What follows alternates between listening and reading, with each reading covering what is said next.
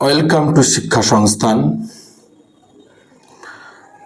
গত পরশুর একটি খবর চারিদিকে ছড়িয়ে পড়ে প্রত্যেকটি মিডিয়া হাউসে যে ভারতবর্ষের মহামান্য সুপ্রিম কোর্টের মহামান্য নির্দেশ ভারতবর্ষের প্রাথমিক স্কুলে শিক্ষক পদে শিক্ষিকা পদে নিযুক্ত এরকম ইন সার্ভিস টিচারদের প্রায় 30 লক্ষ শিক্ষক শিক্ষিকাকে টেট পাস করতে হবে এবং এটার ডেট বাড়িয়েছে 1 ইয়ার আরো বাড়িয়ে দিয়েছে যে 31 আগস্ট 2028-এর মধ্যে। অর্থাৎ এর মধ্যে ভারতবর্ষের বিভিন্ন রাজ্য এবং কেন্দ্রীয় সরকারকে টেট পরীক্ষা নিতে হবে এবং সকলকে টেট পাস করতে হবে। যারা পাস করতে পারবেন না তাদের চাকরি থাকবে না। এবারে বিষয় এইটা কি হঠাৎ করে না, এটা কিন্তু দীর্ঘদিনের 2025 থেকে সুপ্রিম কোর্টের আগে বলেছিল, এবারে ছিল রিভিশন পিটিশন, রিভিউ পিটিশন, তাতেও খারিজ হলো। উল্টে কি হলো, হ্যাঁ সময় বাড়ল। তার মানে অনেক সংগঠন বিভিন্নভাবে আন্দোলন করছে যে এই আন্দোলনের কি কিছু হতে পারে।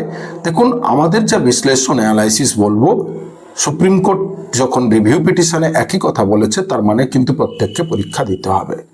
তাই প্রত্যেক শিক্ষক শিক্ষিকাকে বলবো প্রস্তুতি আপনারা শুরু করুন। দীর্ঘদিন ধরে পড়াশোনার এই সাথে না থাকার ফলে অনেকেরই ভয় লাগছে, কারোর বয়স 45, 48, 50, 55, তো অবশ্যই স্বাভাবিকভাবে একটা ভয় থাকবে যে সত্যি পাস করতে পারবো। দেখুন, আপনারাও শিক্ষক, আপনারা পড়ে শিক্ষক হয়েছেন, তাই চেষ্টা করলে অবশ্যই হবে। কোনো কিছু ইম্পসিবল বলে কিছু হয় না, এই জগৎ সংসারে সব কিছুই পসিবল। তাই এখন থেকে প্রস্তুতি শুরু করুন।